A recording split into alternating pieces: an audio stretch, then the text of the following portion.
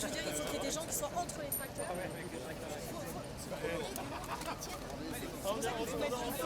Et nous, on est en train de se décourager. Et alors, si c'est ça l'avenir de l'agriculture française, qui nous donne une vision, et pas une vision court-termiste, avec toujours plus de normes, avec une Europe qui nous sabote notre agriculture.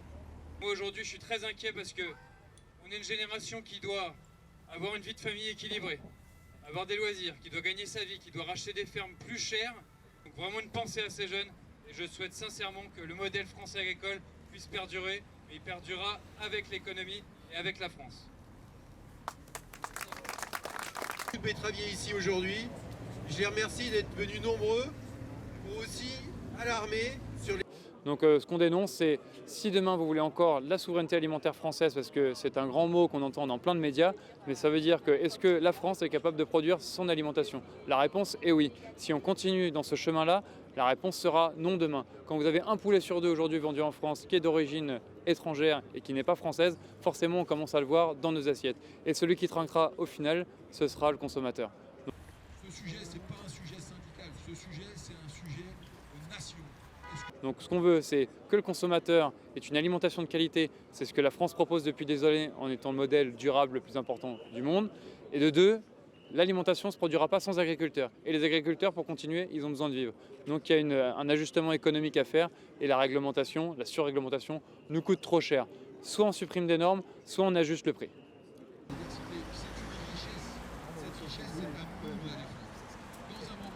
La situation politique de notre pays depuis 2 ans est pour le moins confuse. On ne peut pas dire que les prochaines semaines vont nous amener de la sécurité.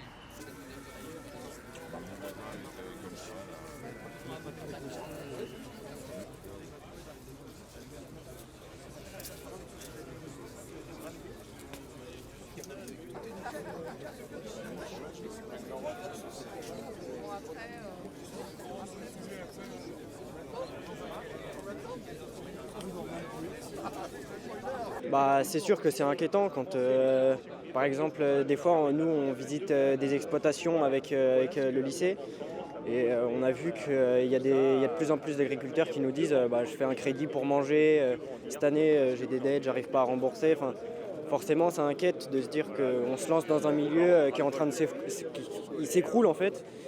Donc forcément ça fait un peu peur et on a un peu peur de devoir s'engager, de devoir récupérer des fermes dans un contexte économique aussi mauvais.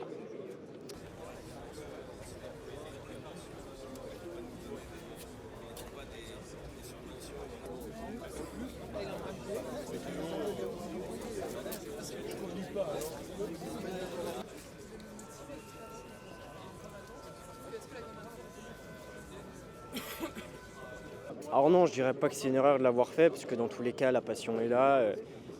Il en faut.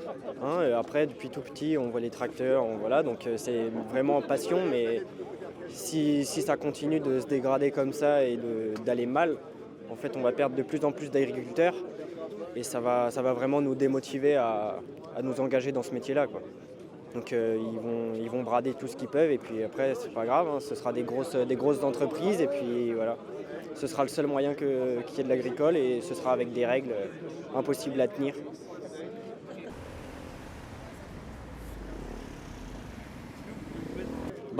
Déjà qu'ils arrêtent de signer des accords comme le Mercosur, qui nous font importer des produits de n'importe où avec des règles qui nous sont interdites à nous. Ils utilisent des techniques interdites, des produits auxquels nous on n'a pas le droit, tout ça.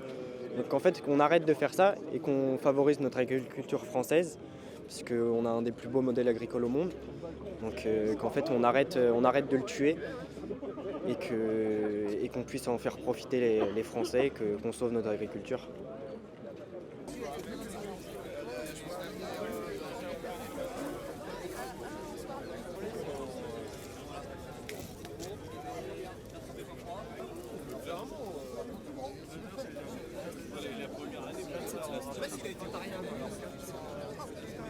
De la qualité.